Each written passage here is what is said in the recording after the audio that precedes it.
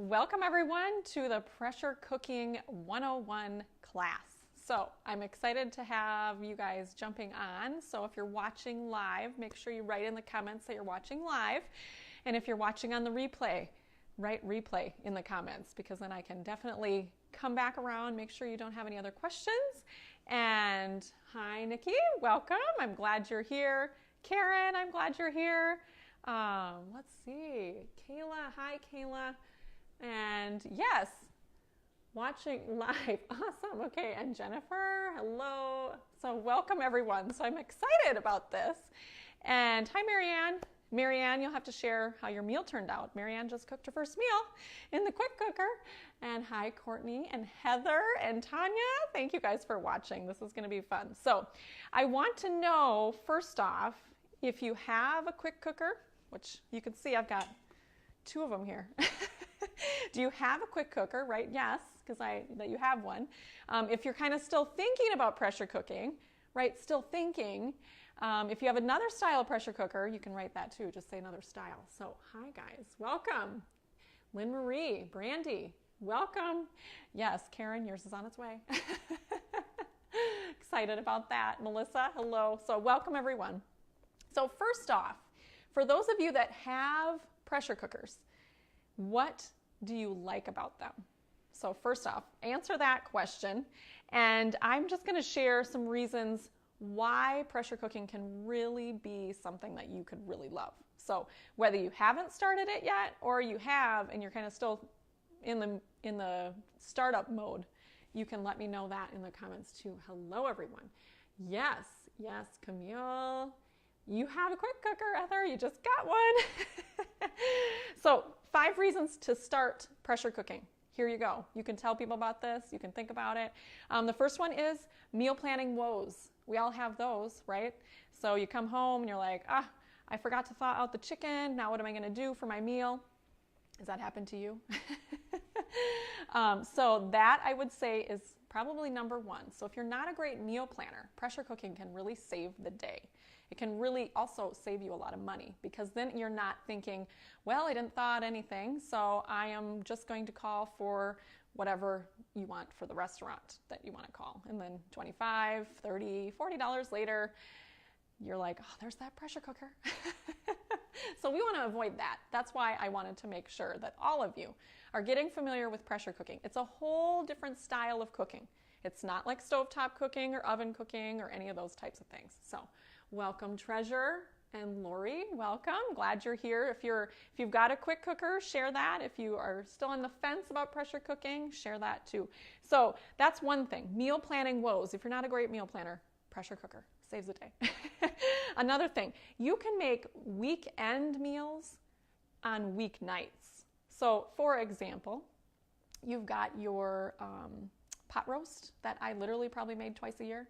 Now in the last couple months, I've made it like 3 times because I can do that in here in less time than I would normally have to think about thawing it out and doing all that kind of stuff and roasting it all day. It takes a lot longer. Another one, you're saving money. So it's way less energy to run the quick cooker than it is the oven. So if you're cooking something long all day, that's costing you energy, dollars. And then also you can save money. So for example, if you've never bought your own dry beans, for example, you can buy these, save a ton of money because every can is usually like $1 for making beans, but you can buy this whole bag for usually around $1 as well, and this is going to make a lot more than 1 can. So save money by buying things in bulk, for example, or dry things that you can just quickly cook up. And then you're going to also save time. This thing is like set it and forget it. So you don't have to sit and stir the pot. You don't have to watch to make sure the pasta's not going to boil over, all those different types of things. And you can experiment with new foods and flavors, right? So welcome, Clara, Ellen, and I'm not sure who was right above that, but welcome everyone. I'm glad you guys are here. So first off, I'm going to teach you how to get familiar with the different settings because that is really the thing you want to focus on first. It's so tempting to, once you get your quick cooker or a pressure cooker in general, that you just scour the web for your favorite chicken wild rice soup recipe or something else, and then you're thinking, I'll just make that. But if you're not familiar with the settings, you probably aren't going to, you're going to think, oh boy, how do I do this? And it might not turn out. So if that's happened to you, let me know in the comments. I want you to get really familiar. So I'm going to teach you about that right now. I've got this quick cooker it's finished cooking, so I'm going to teach you, scared me a little bit, teach you on this one, the different settings, so you guys can see this a little bit, hopefully. But we have 16 different settings. You want to get really comfortable with the settings. And how do you do that? You get to cook with it. So first off, you have the pot. You know, the pot comes out for easy cleanup. This is also dishwasher safe. It is a 6-quart pot. And then there is a measurement on the inside. If you've seen it, if you have your quick cooker now, you're going to see where it says PC max. That's the max you ever want to fill it. So you don't ever want to go above that line. There's also a half fraction in there so that you can actually see, okay, that's the halfway mark of the whole pot. So just for kind of easy reference. For cleaning up, this is so easy to clean. You can see how nice and bright and shiny this is. Now, if you cook something like meat and you might have a little, residue from the meat or things like that, and then you wash it and maybe you're still kind of thinking, oh, I wish it was as bright and shiny as it was the day I took it out of the box. It can be. Hi, Christy. Hi, Carol. All you have to do is take your favorite kind of a little bit abrasive, but not too abrasive. So I'm going to give you 2 examples. Barkeeper's Friend works really well, and also the Norwex cleaning paste works really well. So that's basically, you're just shining it up. That's great for stainless steel shining. So this is dishwasher safe, so you can just throw it in the dishwasher. And if you want to use the Barkeeper's Friend, you can. If you don't want to, it's not affecting the performance. It's only about your need for cleanliness. I mean, not cleanliness, but shine. Hi, Jackie. Hi, Caitlin. How are you guys? You guys got one too. So yeah, share if you've got a quick cooker. Yes, of course, Jenny. Yes. If you need cleaning paste from Norwex, Jenny's your person. So you've got the pot. Easy. And then to clean up anything else, if you should happen to spill a little here, just take like a damp cloth and just kind of wipe it around. You don't need to do anything else. And then the other thing that I want to teach you about cleanup, because I think this is important to know, this little gasket in here, it's like a silicone gasket.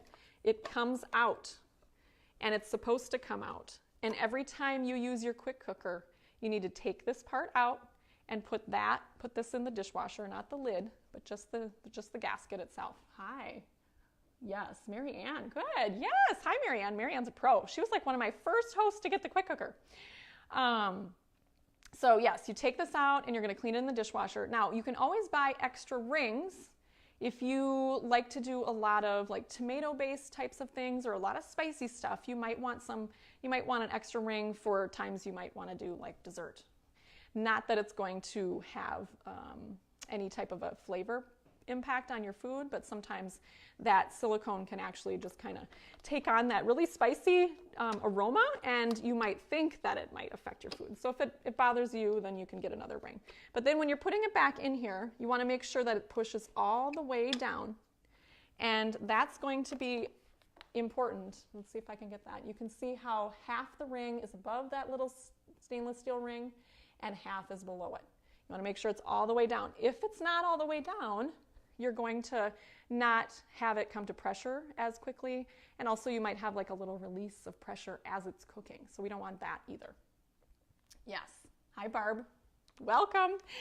So we've got this, easy to clean. Now you can also do one more thing if you're kind of wanting just to kind of do a little freshening of it. You can do some water in the pot and do some baking soda. So you want at least a cup of water, but you could do 2 cups of water. And then you just add some baking soda to it. And you're basically going to kind of steam it and get kind of everything maybe loosened up, or maybe you just want to give it a little freshness. So you can totally do that too. Hi, Wendy. So that is how you basically clean this up. Now, there is a way that you can just take off, like if you're feeling like you want to clean this little gasket out here, this is where your pressure valve, the little red indicator, that will go up when it's at pressure, and it will drop down when you can see the difference here. Can you see that? When it's not under pressure, it drops down. You can actually take off the little silicone piece and then take out the little red piece and clean it all up. You can totally do that. So that's an easy way to clean it too. So you know how to clean it now, right? Do you have any more questions about cleaning up? The other stuff you're just gonna, wipe with a nice cloth, easy. So the next thing is I want to just go through the settings because you may or may not be using all the settings, or you may not be familiar with all the settings yet. So just going to teach you about that. And so you have all of the settings right on the front. Now, the great thing about the quick cooker is that you actually have all the presets. They're pre-programmed in for you. So you have the first setting, which is sear. Now, if you've not used the sear setting yet, I highly recommend that because that can actually give a lot of extra flavor to your food, especially if you're doing a soup or a pot roast or kind of doing a little bit of extra vegetables that you want to sear. So that would be like your onions, your peppers, your things like that. So that is a good setting, because also what happens, hi Lisa, hi Amy. So you didn't miss anything. You can go back, it's going to be there. Let's see. So yes, the sear setting. All you have to do for the sear setting, it's really easy. You're going to turn it to the sear setting, which on here, you're just turning the dial until you see the light up of the sear. Of course, I went the long way.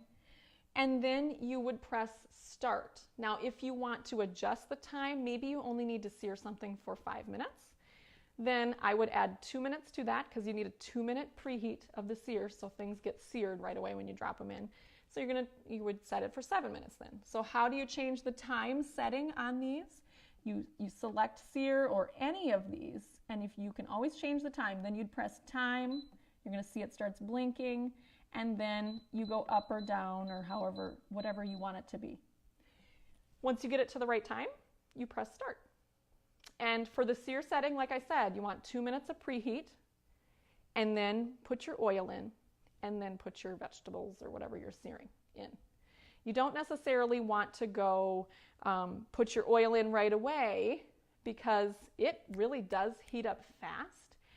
And if you're not right by it, in that first minute or two, the oil could spurt, and you don't want that to happen, because you're not going to cook searing. You're not going to use the searing method with the lid on, because you don't need to. You actually want to stir it and add different things to it. So that's how you're going to use the sear setting. So I'm just going to press cancel on that. And that's the sear setting. Really easy. The next thing is the steaming setting, which I just used on my hard-cooked eggs. So I'll get into that in just a moment. So you have the steaming setting. You have slow cooking. And remember, you can slow cook in this up to 10 hours. So if you turned it to the slow cooking setting, all you have to do is set the amount of time you want it to cook. If you want it 10 hours, that's fine. If you want it 4 hours, you can do that too. And then you're just going to adjust the time, just like I showed you just a little bit ago. Hi, Stacy. Welcome. Tell us if you have a pressure cooker or on the fence about pressure cooking, if that's, then I can know how I can help you the best. All right, so once you get with the slow cooker, then you have proofing. And do any of you make your own bread? So share that in the comments. Do you make your own bread? Do you buy frozen bread dough? Do you mix up a bread? If you've got the quick cooker, in the little quick cooking guide, you're going to see this bread here. It's fantastic. So some of you asked the question, sorry, that's a lot of glare. Some of you asked the question about what to do with accessories. This is one thing you can do with accessories. So what you would do for bread, and whether you want to use the multigrain bread recipe or you want to use a frozen bread dough from the grocery store, you can do that too. So all you have to do with that, you oil the ceramic pot. The ceramic pot is also oven safe. So you're going to proof it in your quick cooker, which means it's going to rise, and you're going to bake it in your oven. So you can, usually it's about 45 minutes of bake time. So this is how you use your accessory for this. You'd oil it, you'd put your dough in, and then you don't use the silicone lid that came with it because you actually want it to rise above it, but you would put your rack in the base, or in the base there, and then you just grab your sides and you set it inside here.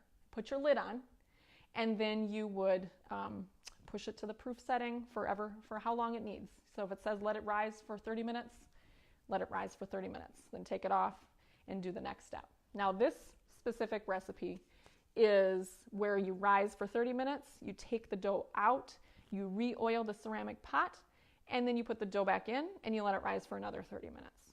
So that's how this one is. I haven't made bread for a long time, but yes, so I highly suggest it. The reason that the proof setting is on here, because a lot of times when we make bread, we actually, you want it to rise, but in our homes, we have drafts, we have temperatures that aren't as even, and so it can take longer to rise, or it just doesn't rise at all. You need the right temperature for it to rise, so that's why using the proof setting on here can be really helpful. And if you've ever made your own yogurt, or if you've always wanted to, you can make your own yogurt on the proof setting. It's the exact right temperature to make your own homemade yogurt. And how to make homemade yogurt, there's lots of easy recipes online, but it's basically starting with a starter culture, which is just yogurt. You're going to buy a carton of yogurt, and then you add milk to it. So that's how that works. So after you've got those three, you see then the protein settings. So you have different protein settings. Hi, Heather. Heather's another quick cooker owner. You can share your favorite thing you're making right now, Heather, and all of you that have quick cookers or pressure cookers, share what you're making right now. That's been really fun for you and really good. So all of our meat settings are also presets, but that doesn't mean you can't customize the preset. So in your quick cooker guide is the little chart, which is very handy to have at all times. If I can kind of get the glare off of there. So for example, there was a question about chicken. And chicken breast, you have to choose, is it bone-in or boneless? But anywhere from 2 to 4 pounds of boneless chicken breasts, if they were fresh, it's 6 to 10 minutes. If they were frozen, it is 8 to 12 minutes. So the higher range is for the higher number in pounds.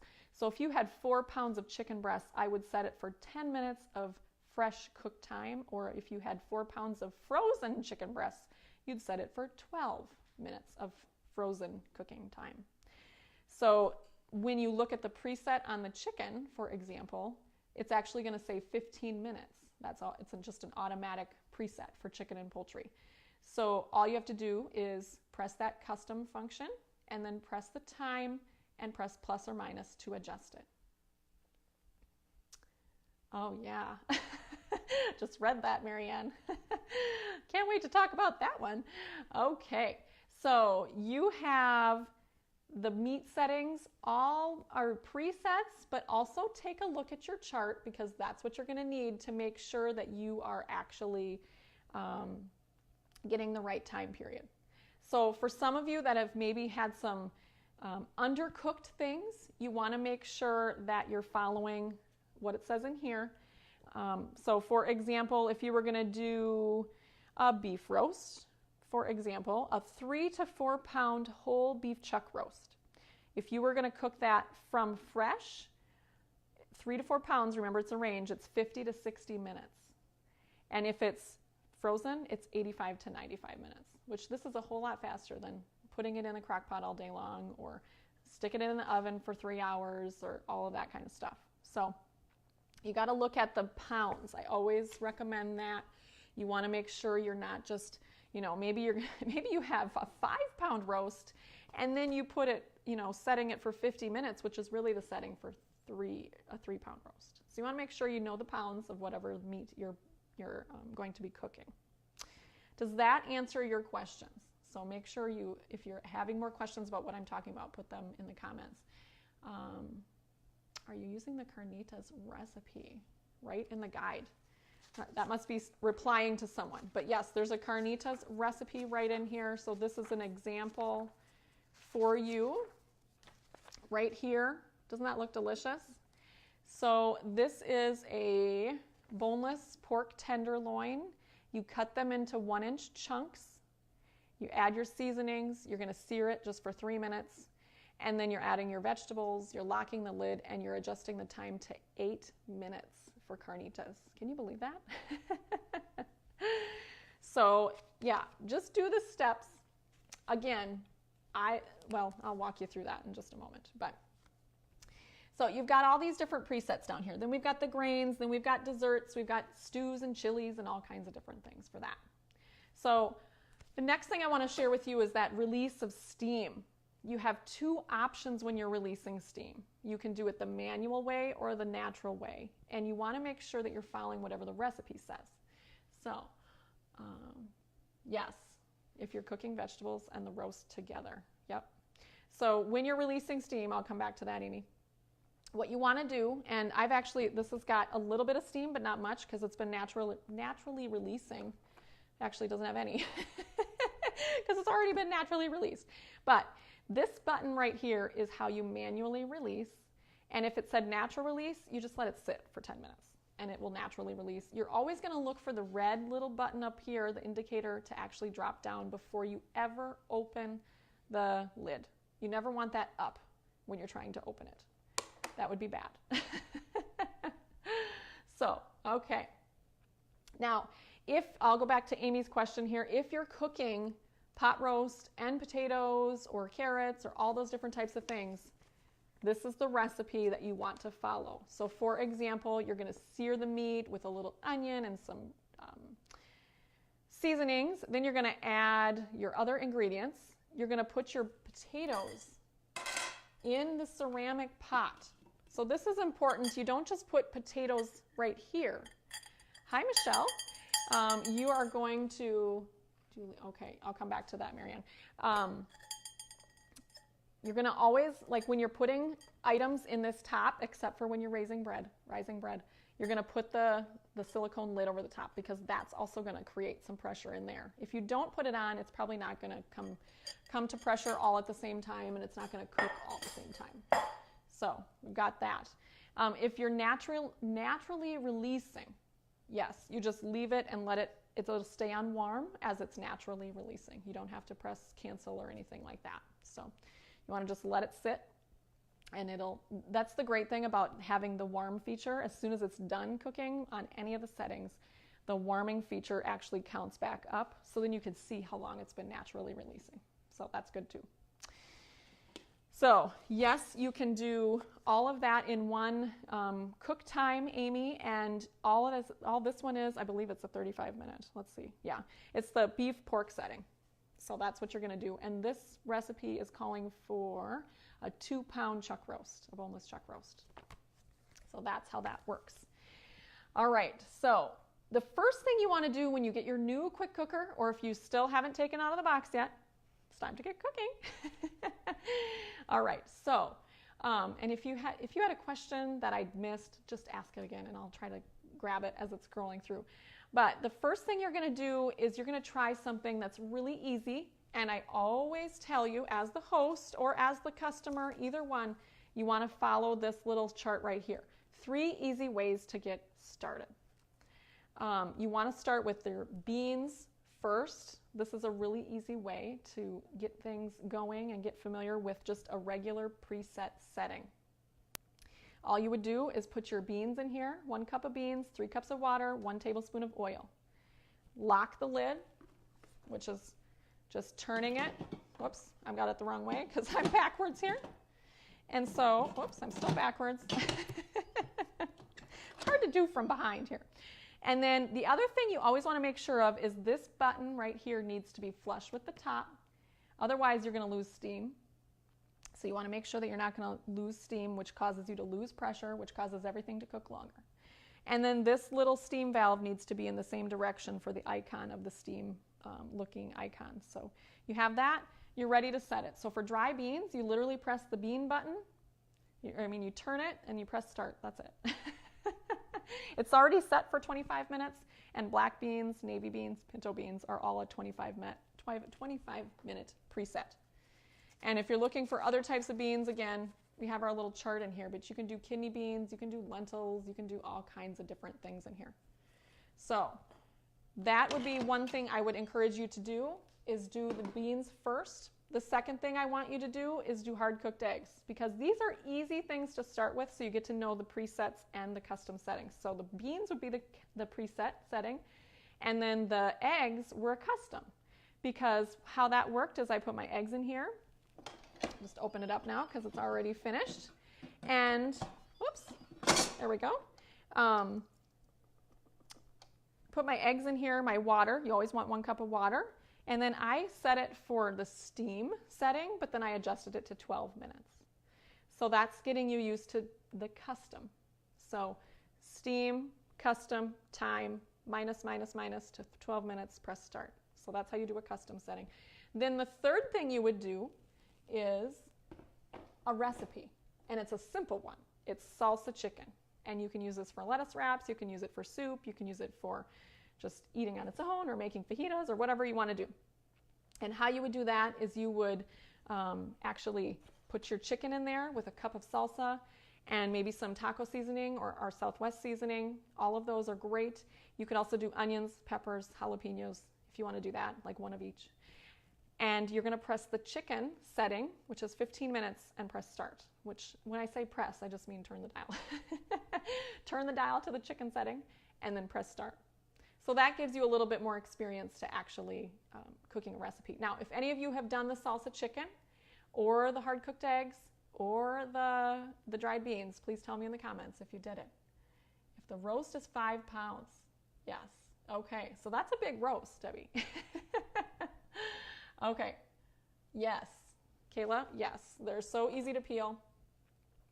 These are pretty hot yet, so I'm not going to touch them.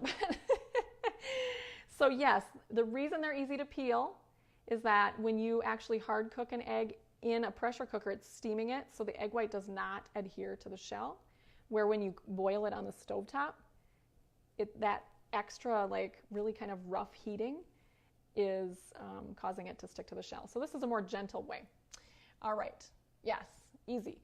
So going back to Debbie's question about a 5-pound roast, so what I would do there is going to that meat and poultry section here. So if it's a chuck roast, I'm just going to throw that one in there because that's what I have here. It's 3 to 4 pounds.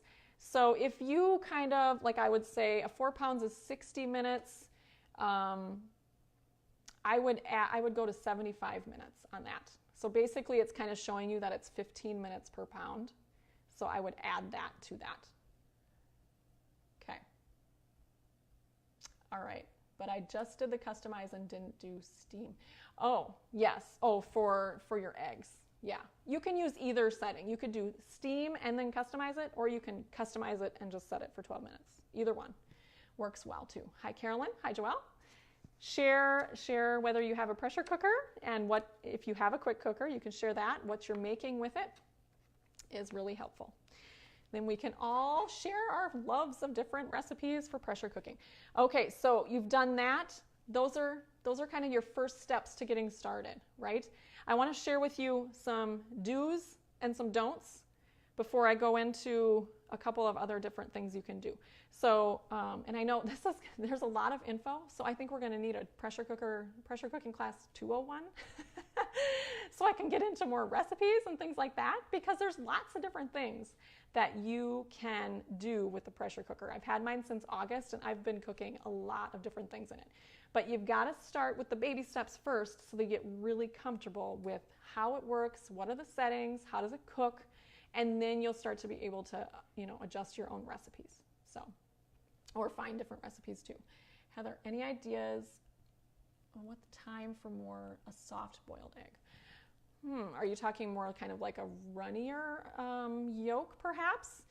I would have to look that up for you because I don't know off the top of my head, but it would probably be, well, this is a 12-minute time for hard cooking, and so I'll look that up and get that back to you. Yes, 201. Okay. Yes, and you can tell me what you'd want in the 201 class. Okay, so the first thing I want you to do, these are the do's and the don'ts. You got to read your manual. Whether you have a quick cooker or another type of pressure cooker, you got to read the manual. And I know that's boring and it's lame, but you got to do it because then you'll get really comfortable with it. Now, this is the quick cooker cooking guide. And then it also came with a little manual, and that's important too because it does tell you the pressure time, the times of the presets. So that's helpful to you, like if you're trying to adjust different things, then you know. So that's the number one thing you want to do. And the second thing you want to do is you want to make sure you add enough liquid. You always want enough liquid. And so enough liquid, this is 2 cups. You always need a half cup, or not a half cup, I'm sorry, 1 cup. You need half of this. You always need at least 1 cup of liquid. But liquid can take on various formats. It could be water, it could be salsa, it could be broth. It could be like maybe you added some canned tomatoes and canned beans and you never drained them. You know, maybe you're making a soup, for example. Just giving you examples. But like the draining that you didn't do, that can count for liquid as well. Hi, Sarah. Okay, yeah. Sounds good, Heather.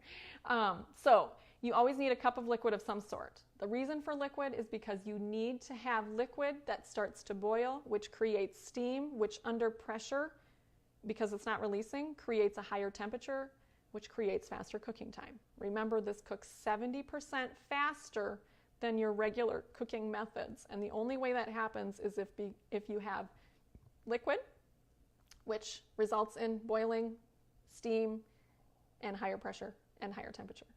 It's all the science, right? But just knowing that you need a cup of liquid is important. Okay, so you need to do that. You also need to start with those easy recipes. Always, always, always start with the easy recipes. Don't jump into making something that you've never made before. And I'm sure there's a lot of things on Pinterest. I have found them too, but you got to do the first things first, right? So do that. Always also saute and sear to build flavor. And that's not for every recipe, but it does help for a lot of recipes. So all of your soups or your stews or your chilies. So for example, that beef stew in here, if you haven't made this yet, you need to put it on your menu for this week or next week because it's fantastic. So this actually, you saute the beef a little bit in some oil, and then you add the onions, the thyme, the garlic, and then a little bit of flour mixture, and you just kind of soften up those onions. So what does that do? It creates a lot of flavor, just like you would be doing on the stovetop, but the great thing about this is that you don't have to dirty another dish. So that is good. I'm making rice. Last night, okay. I can't read the whole thing, but I will come back to that, Brandy. Can't read your whole thing. Something about rice.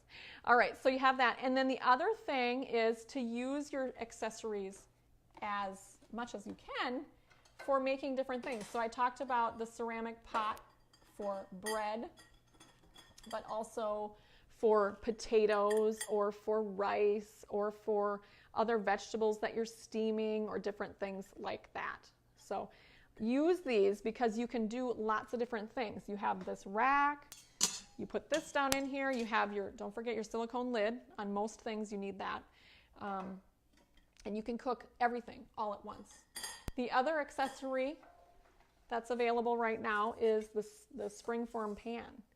So I know one of you mentioned you made the cheesecake in it. You could also do a quiche in it as well. So using these types of accessories can really help you kind of broaden your horizons of what you can do with the pressure cooker itself.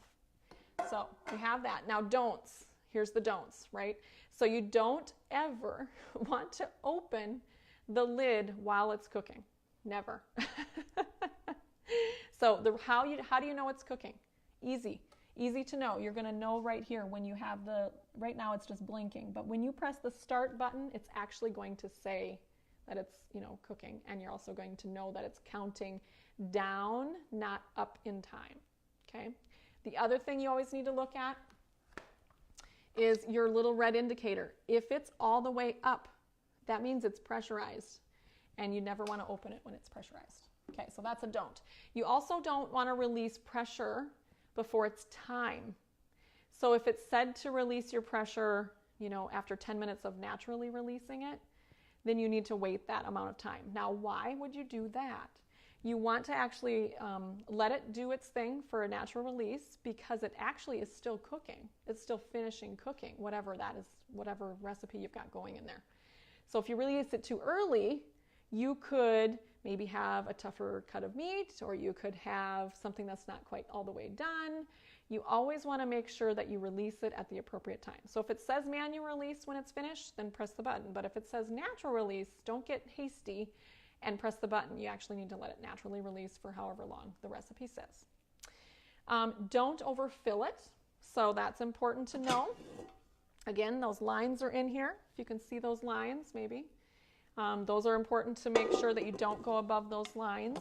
You also don't want to add any thickeners when you have your liquids in here. So if you had a cup of liquid, let's say, and then you put in like 2 tablespoons of cornstarch, which causes liquid to thicken, right? Well, if you do that beforehand, it's actually going to change your recipe, and also it's going to be less liquid that's available to pressurize, and then how long it takes to pressurize. So you won't get the same good results if you're adding thickener. So always add the thickener after. So for example, I'm trying to think what would be something to thicken. If you had to thicken a soup, for example, you'd actually add like a little flour and milk, for example, and put that in after you've cooked it versus beforehand. Okay. All right. And then the other big thing, this one's big. This one's huge. Never give up. This is a whole new way of cooking, and you got to try it a few times to get really comfortable with it. So if you have a bad experience with a recipe, don't just say, oh, that's not going to work for me anymore. It will work for you. You got to keep going. You got to keep trying. You got to do those baby steps, and it will work for you. All right, so I'm going to answer Kayla. How do you do a natural release? Yep. So the easiest natural release is actually super easy. So all you do, let's say your lid is on.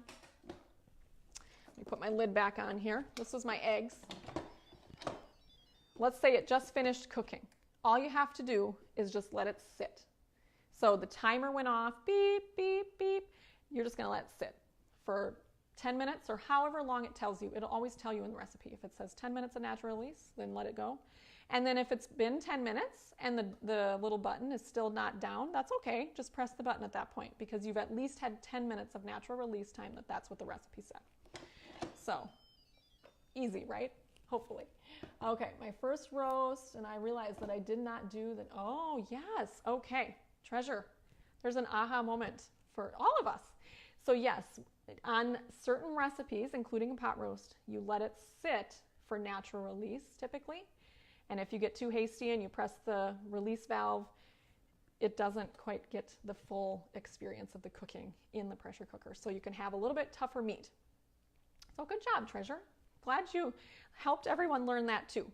So we've got that, right? We got the do's, we got the don'ts, and please continue asking questions, because now I'm going to go into a few different things to try. I'm going to actually show you how to do a few different things here, but I know there's a ton to show you. So 201 will be coming.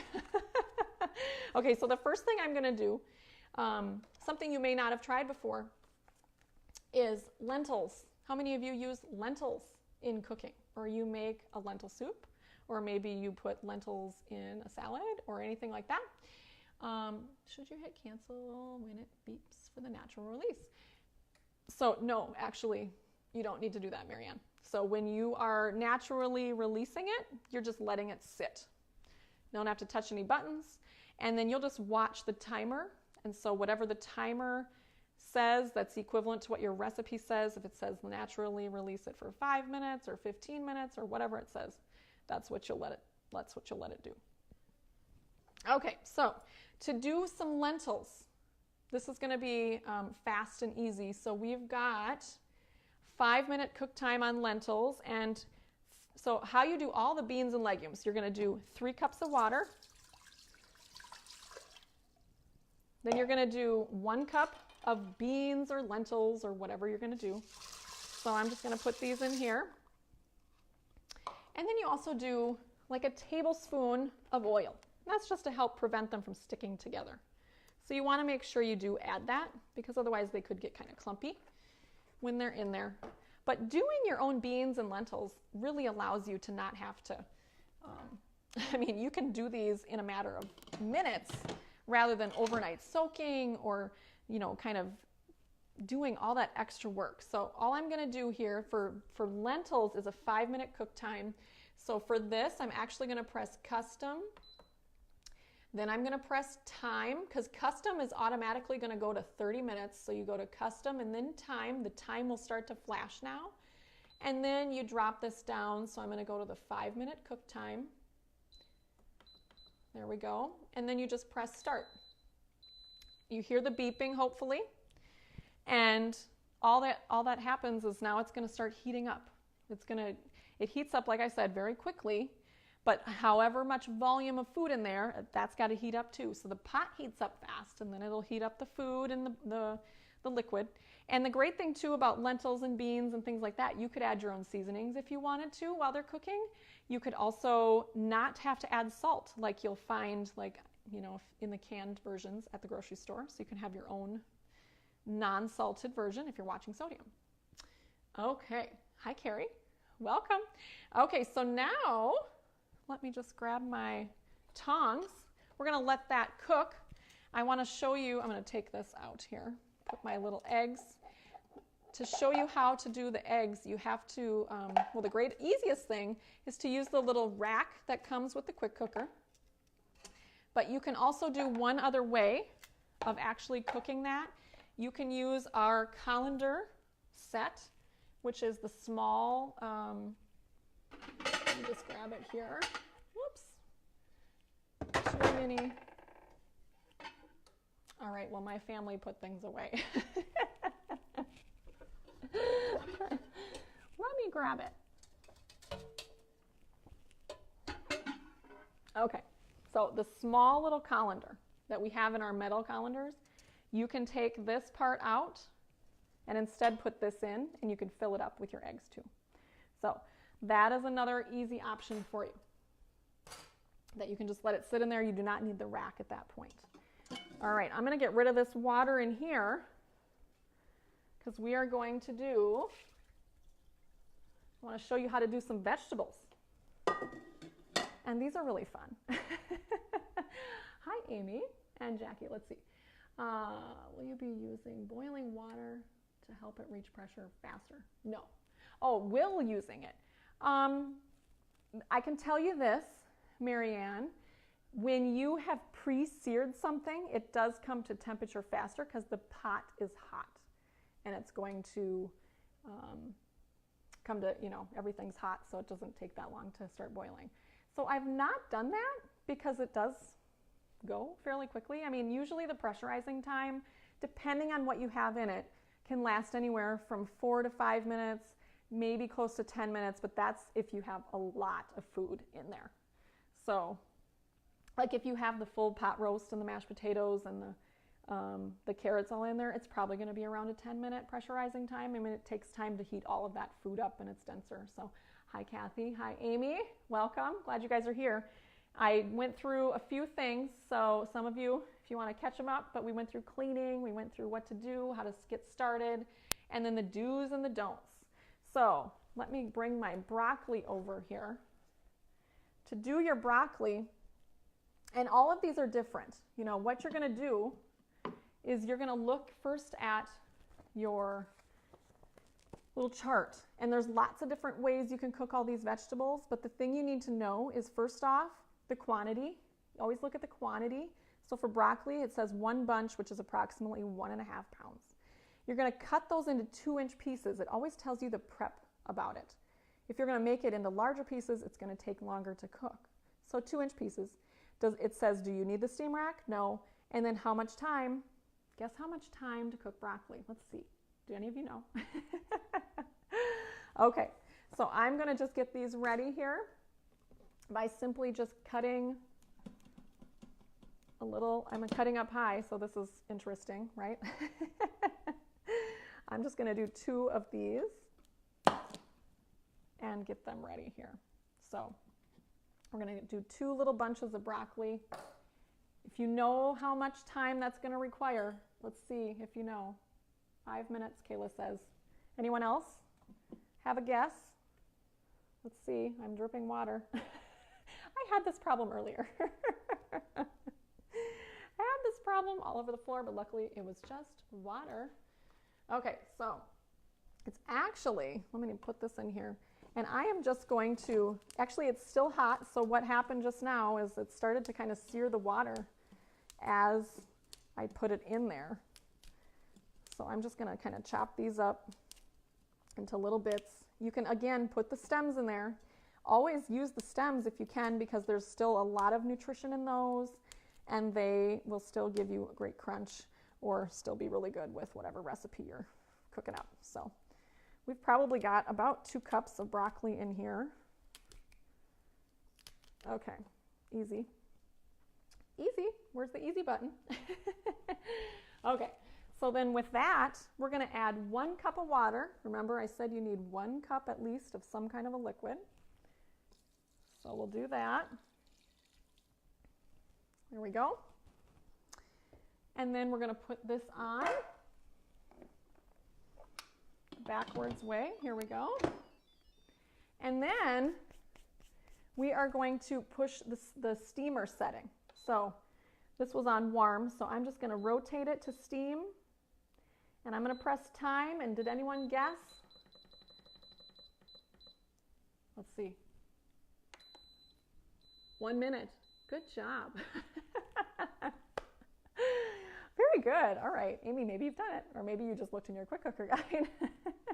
So now I just made sure, you know, this is flush up here. This little steam icon is facing the same direction as that little button. That's important, because that means that the steam valve is all the way down and that it's not going to release pressure while it's heating up. So it's not going to take long to pressurize this, because it's just that 1 cup of water and then there was about 2 cups of broccoli. So if you like steamed broccoli that's like perfectly cooked, kind of like when you go to the restaurant and then it's like perfectly cooked steamed broccoli, this is how that will be. So it's really, really delicious. Now other ways, let me just see how we're doing on this one over here. So yep, it's pressurizing, but that's okay, because it's got 3 cups of water, so it's going to take a couple minutes longer. So other types of vegetables, again, you could do potatoes in here. If you've never done steamed potatoes, like think about this for making potato salad, or maybe you just like steamed potatoes, or different types of things. Cauliflower, maybe you're kind of doing a lot of different cauliflower-based recipes with the different cauliflower crusts, or you're just wanting to do like cauliflower rice, you can do that. Cauliflower, 1 head is about 2 pounds. You cut it into 2-inch pieces. That's also a 1-minute cooking time. So you have lots of good vegetable information right here. Butternut squash, cabbage, carrots, potatoes, spaghetti squash, sweet potatoes, Brussels sprouts, all kinds of different things. So once this is finished cooking with the broccoli, you see on here it actually tells you to press the steam release button when it's finished. So you want to actually manually release the pressure. So that's how that one will work with releasing that pressure. Now another one, we're doing lentils in this one, we're doing broccoli in this one. Now grains and rice, so just to give you some more information about the grains and the rice, you're going to start with 1 cup of whatever the grain here is. So there's barley, there's couscous, there's farro, millet, steel-cut oats, quinoa, long grain white rice, white basmati rice, white jasmine rice, brown long grain, brown jasmine, brown basmati. Always know that the brown versions of the different grains are actually going to be, they'll cook longer, and that's normal because they have more of the fiber on them, and that's why they cook longer. It's because they have to kind of get through that to cook. So white basmati rice, I happen to have some here that I needed for, or no, I have jasmine rice, I'm sorry, that I had for a recipe. This is it's 1 cup of rice to 1 cup of water, and you set it for 4 minutes on the steam method, or no, the rice method, I'm sorry. Whole grains. There's also whole grains, and there's white rice, and then there's brown rice, so you just choose which one that it says, but it's white rice for the white jasmine rice, and that's 4 minutes and a natural release of 10 minutes. So again, you always plan for the, is it natural, is it manual, and follow whatever it is, because that will result in a better eating experience. And you'll be like, yes, it turned out nice and fluffy. And I've done the rice in here many times, and it really does come out nice and fluffy. So Brandy, I'm not sure what your question was regarding rice, so maybe you want to re-ask it, and then I can try and answer it for you with that. And then it also tells you the amount of water. So that will actually vary based on the type of grain or rice that you have. So for example, with the jasmine rice, it's 1 cup of the grain, which is rice, to 1 cup of water. So it's like 1-to-1 ratio. That's different than what you do on the stovetop, because no liquid gets released in the steam, you know, until after it's done cooking. So it's not actually going to evaporate, so you don't need as much. But for example, if you wanted to do steel cut oats, that's going to require 3¼ cups of water. So you have different grains requiring different amounts of liquid there. And then I'm going to show you too a little bit closer on some of these times here. So if you've never done any pressure cooking before, let's see if you can see this. Then you can kind of take a look at this. So you have the different settings for the beef over here. So beef or ground beef, stew meat, brisket, chuck roast, the ribs, all those different types of things. Could you cook a rice and a meat together? Yes, you could. Yep, definitely. So, and I'll show you, Jackie, how to do that. Let me just grab that page here. Oh, I've got one thing that's already done. Guess what? It's the broccoli. See how fast and easy this was? This is why I use my quick cooker like 3 to 4 times a week, because I can just throw something in it. I don't have to sit and watch it. Everything's going to be fine, and it gets it done so much faster, even if I'm not the most planned, which can happen quite often. So this was, let me just answer your question, Jackie, before I go on to that. Whoops, whoops, see, I just bumped that. That's not a good thing. You don't want to bump the steam valve. But for example, the chicken teriyaki and rice, the chicken is cooking underneath, the rice is cooking in the ceramic pot up top here. So you have the ceramic pot in the rack, and you put this silicone lid on it. And that's how you actually get that to then pressurize and cook while it's cooking underneath as well. So you have that. All right, so let's go back to the vegetable area. And it says, basically, we cooked it for 1 minute. When the timer is up, we press the button to manually release. Are you ready? Okay. Easy. Okay, make sure and I answer that one. So we're releasing the steam. Then we're going to watch this red button drop right here, because we wouldn't want to open the lid until that red button goes down. And that's important because there's still pressure in there if it doesn't drop down. So, oh, there it goes. I don't know if you heard it through my mic, but maybe you did. And then what I always do when I'm finished cooking, because this really saves you some frustration later, is I always press that button back up so it's flush again, because sometimes you'll leave it down and you'll be finished cooking and you'll get everything cleaned up and put away, and the next time you use it, you forget that you actually have it still pressed down. And what's going to happen with that is that the steam will just release out of that valve as it's being pressurized, and then it never comes to pressure. So then you have like, oh, why isn't this working? Well, you got to make sure that button is flush. Okay, so we've got that, and then we're just going to, whoops, suctioned on there. Let's try that again. There we go. Whoops. Oh my goodness, it really suctioned. Let's try that again. My little gasket is coming right. That's really odd. Okay. For whatever reason, maybe it's the steam that's trapping that in. But, okay, we'll just try that. We'll give it a moment and let it just kind of settle a minute. I've got too many things going on here. So this, then it's finished. So the same with your vegetables and all types of things like that. You're going to release the steam as it says, and then let it go. And then your lentils, let's see what I've got going here.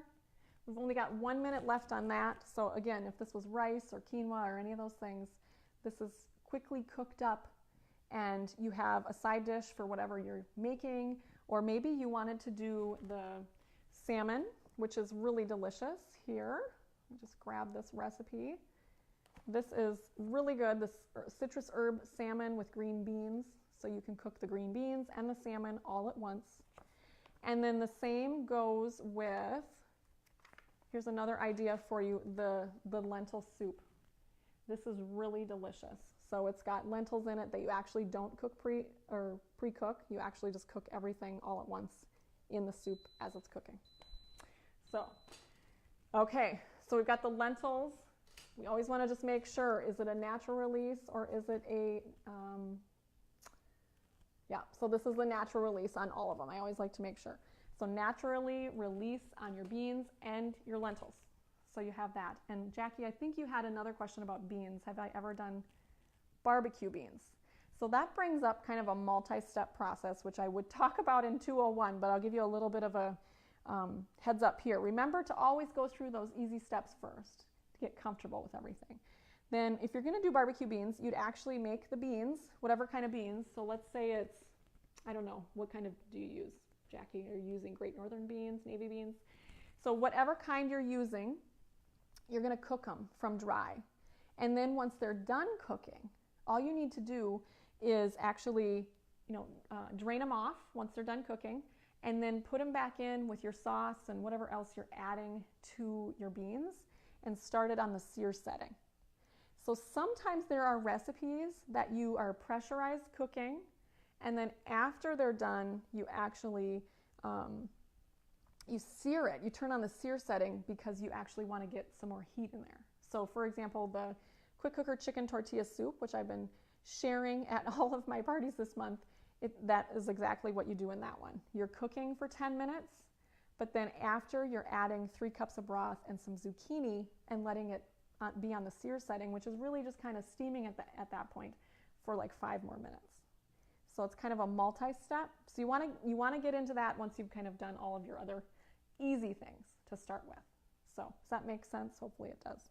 And then hopefully you can also see, and maybe you can't, but on here, this display, when it was cooking, it was counting down, and now it's actually counting up, and it says warming on it.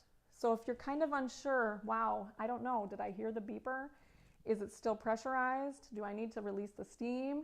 You want to look for the words warming, and then it'll tell you, is it on warm or is it still like pressurized cooking? So if I were to release the steam on the lentils before the 10-minute mark, that would be too early, and then it might not be that the lentils are all the way cooked. So that's the risk you run when you release the steam too early. So that's coming to pressure right there. So let's try this again. This is the oddest thing ever. I have never had that happen. Oh, there we go. Okay. I think it's maybe that steam just kind of got in the seal there, and it just kind of suctioned. So that, now you see that experience. See, you just keep going and you don't give up. So let me just grab my, hello, my little tongs here, but this is like perfectly cooked broccoli. It's not overcooked. It's still got that nice green look to it. And that's the great thing about steaming your vegetables, is that you're not going to lose a lot of different nutrients, and you're also going to retain a lot of color, which many of us like. If it's been sitting too long and overcooked and oversteamed, you know how it kind of just totally loses that brightness. But with broccoli, if you steam it the right amount of time, you've got that really bright color, and yet it's still really tender. So this is another thing you could do ahead of time, like let's say on a Sunday and you want to pre-cook some vegetables, like pre-steam them, because sometimes maybe you like broccoli a little bit more soft in your salads, but not so soft that it's just mushy, where this still has a little crunch to it, but it's going to be just a little bit softer than your regular broccoli that might really snap in your mouth. So this looks fantastic. So you could make that ahead. You could also do chicken ahead if you want to use that for different things throughout the week. This is, I mean, not only is it a meal cooker for the nightly routine, but you can also use it to cook ahead and do some meal prepping as well. So any other questions that you guys have? Because there's a whole bunch of recipes that we could get into, but that would be 201. And then I would show you kind of a multi-step recipe. How do you do that? And let me know in the comments too, what else would you want to see in the recipes? Let's see, Marianne. The lentil soup is very good. Yes, you've made it twice. Couldn't find red, used regular. Yeah, same with me. How much water is in the left hot now that the broccoli is done steaming? Oh, good question. You're really going to have close to that same cup. The only release was that steam that we let out, and that was not a lot of water that released. So it's just a little bit of, I mean, I've never measured it, but I know it's about the same amount that I put in there because I can see where I filled it to. So remember, this is 6 quarts, so that's 24 cups this actually can hold. So 1 cup just kind of covers the bottom. It's really easy to do the vegetables, so hopefully you try that, Debbie. Does anyone else have any other questions? I want you to know that I have produced a blog post with 3 videos specifically that I have done so I can help you. So I want you to kind of check those out. If you want that and if you want to subscribe to my blog, just write subscribe in the comments and I can get you in there, because I will be sending out more things, especially about the quick cooker, but also other easy and simple and healthy ideas as well. All right, Amy, can I use the dressing instead of water? Tell me more about what you mean. The dressing. Are you thinking like salad dressing? Or tell me about that. What kind of dressing are you cooking with? You want to put liquid in here that you want to cook with. This brings up a good point though. If you were wanting to cook something that you didn't want to be in the liquid, so for example, if you wanted to do a pork loin but not let it sit in water, or maybe chicken or something like that, season a roast. Oh, I see. Season a roast with Italian dressing. Okay, I'll come back to that. The rack is really nice for sitting something on top while you've got the liquid underneath. So this is another great use for that. Do you have recipes? Do you have recipes posted? I do have recipes in my blog, so yes, you can check those out there. I have a whole bunch of different things for all different kinds of things that we have. All right, so what was the other question? Recipes. Oh, the Italian dressing. Italian dressing. Let me get back to that. So the Italian dressing, yep, it's like a dry dressing, or is it a liquid? I'm not sure which one you're referring to. If it's dry, that would just be like the seasonings. If it's liquid, I would liquefy it a little, because I don't know if you use a whole cup of Italian dressing. Maybe you do. You can tell me if you do that or not. But really easy to just kind of think about, is it a full cup? So you can use your little measuring cup first. You know, if you're not sure about how much you normally put in there, make sure you get a cup of whatever kind of liquid. So maybe if it's only a half a cup of Italian dressing, maybe then you add broth. That's what I would do, or water. You could do beef broth or something like that if it's for a pot roast. So, but yes. This is what I'm going to tell you to do. I want you to try, once you get your quick cooker, if you've not done this yet, do the 3 recipes here. Then I want you to go in and actually cook something from each of these charts. So pick a bean or a lentil, pick a grain or a rice, then pick a vegetable, because the more experience you get with all of these different types of foods, the better. And then pick a meat and do the meat alone. And then move into at least 3 recipes in the quick cooker guide, because then you'll be able to really identify, okay, how can I use the quick cooker to make whatever it is. And if you want recipes and you don't have the quick cooker, again, just press subscribe or type subscribe and I will put you in and you'll get my recipes, and also you'll check out my blog too, which I have a whole bunch of different things there too with the quick cooker. So let's see, we talked about that one. The risotto. This is a great one to make first after you've done all those charts. I'm just going to bring this over here. The charts here for the chicken Parmesan pasta. This one's fantastic. So I just want to tell you that, because you can definitely use this for a great first recipe. You're going to sear. That's the experience you're going to get with this. You're going to sear first. Then you're going to add your ingredients, which includes dry pasta. And then you're going to add your water and your tomato sauce and a little bit of seasoning. And then you're just going to put the lid on and you're going to set it for a 5-minute custom cook time. And then after that, you stir in cheese and breadcrumbs that have gotten some butter in it. So this is a great first recipe to make if you've not made any recipes out of the book yet. I would strongly suggest that one. It's going to taste like you're eating at an Italian restaurant. You're going to love it. And then we talked about carnitas, also the ribs. You know, if you're a rib maker and you like ribs and your family likes ribs, try the ribs. You'll love them. Barbecue root beer ribs. Homemade chili, beef stew I talked about, the pot roast, the red lentil and spinach soup, the salmon. Give the cheesecake a try.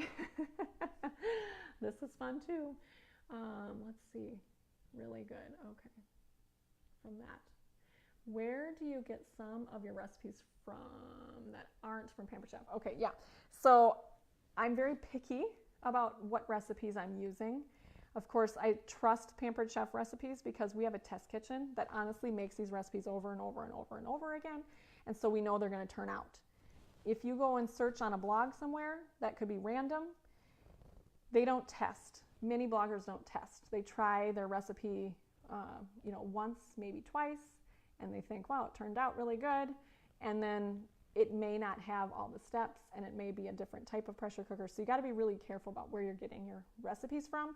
So the one site that I know that I am referring to a lot is called Pressure Cooking Today. And that's the only site that I'm really using. It's got a lot of different recipes on it, and they seem to be very well written and also very well liked. So that's the only other resource that I would say that would be helpful, because you don't want to get into a situation where, you've picked up a recipe from somewhere and they maybe weren't as familiar with their pressure cooker, and then to try and translate that into other pressure cookers, it's difficult with different settings.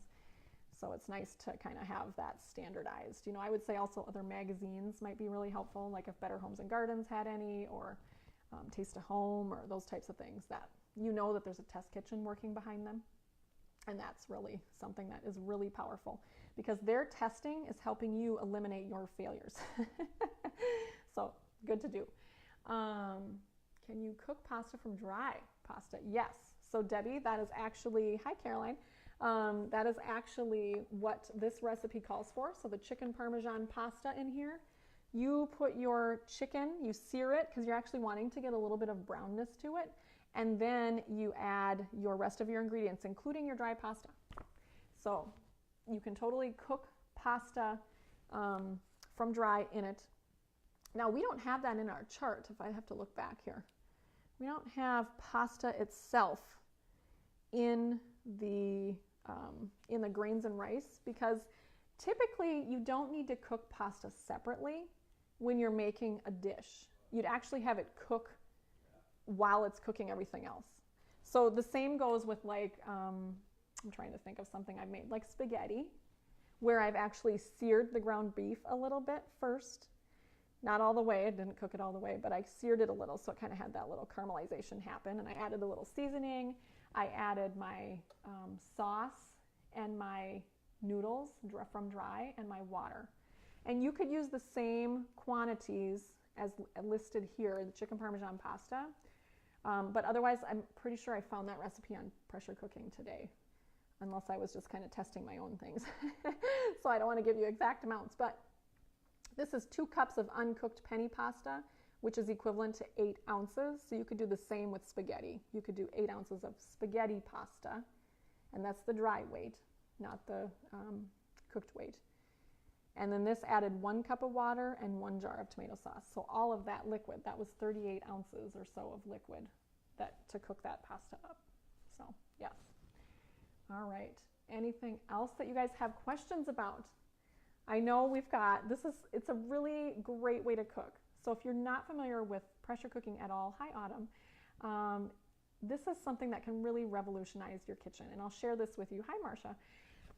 When I got my quick cooker, so, as a consultant, we get products a little bit before they come out in the catalog. So stay tuned. There's more coming for March, but I'll get to find them out soon.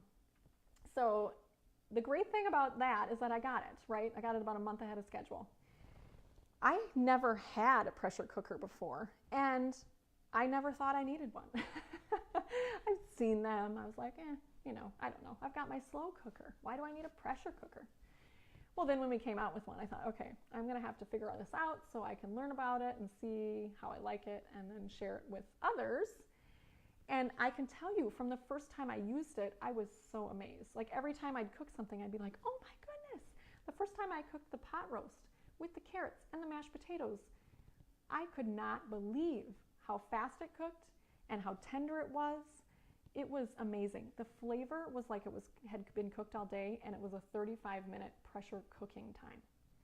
I could have never, I stopped kind of making pot roasts because busy lives are like, I can't remember to put that in the slow cooker in the morning because I'm too busy to getting my kids out the door and all that kind of stuff. So this appliance has changed how I do dinner, because it really has allowed me to do more things, a lot more variety, that things I had been kind of avoiding, to be honest, because they take too long or I have to do a lot of prep work. Just a couple weeks ago, I took a whole chicken, frozen, rock hard. Didn't thaw it at all. Would have taken me probably 3 days to thaw it in the fridge, but I took it out of the package, frozen, put it in my quick cooker, and then I added 1 cup of water and some seasoning. And I set it, just like it says in here, for 45 minutes, because it was like 4.5 pounds of chicken. And it was cooked all the way. It was fantastic. I did not have to thaw it. I could set it in here and not worry about it. I could do other things. And then I could also use that chicken for other things like soup, casseroles, quesadillas, pastas, all kinds of different things. So, hi guys. Oh, you're back on. Okay. So you have all kinds of options when you are pressure cooking, and you can cook for the night or you can cook ahead, and you can really get a lot done, and you can save a ton of money, because every time you're calling to order out or you're running through the drive-through, typically is at least $20, $25, if not more, depending on your family size and how much your family eats. So think about every time you're saving yourself that much every time you use this. So when I made it with the chicken, that was a night where I could have said, we should just have pizza. But this is going to be healthier. And that's the other big thing too. You're saving not only your time and your money, because you're not running through, taking time to do that, you're not spending the money, but instead you're investing in your health, in your family, by having the meals come out of the quick cooker. So if you have other questions, please just keep writing them in the comments as you're watching this replay. So make sure that just tag me in the comments. Remember, you can subscribe. Just press subscribe or write subscribe, and I will subscribe you to my blog so that you can get more details, more recipes. I've got a lot of things that I put on there, so you can check those out as they come out as well. So I hope you've enjoyed this little class. Let's see, we're 8:47, so a little bit over an hour, but I really want to thank each of you for attending, and I want you guys to know that I really appreciate all your questions, and I want your feedback, and I want you to know that I'm here to help you. I want to see you succeed. I want you to do dinner at home with your family, because it's healthier, it saves you time, and it saves you money. That is always my goal, because you can spend your other money on other things that are much more fun, like take a trip or go do something fun or whatever it might be. So I'm so glad that all of you were here, and stay tuned for 201. If you want 201, tell me in the comments and tell me what you'd like to learn about in 201, because I think that would be helpful, so I can help plan it for you, so you can get the right recipes, so you can succeed and have a lot of success in your kitchen. So thank you guys for watching. Can't wait to hear what you are making in your new pressure cookers, quick cookers, pressure cookers, any of those things. I want you to blast the Jen's Joyful Kitchen page with what you are making with your pressure cooker. So make something, take a picture, post about it. We all want to see it. We want to get inspired. We want your ideas, so do that. I am so glad that all of you were here. So thank you guys. See you soon.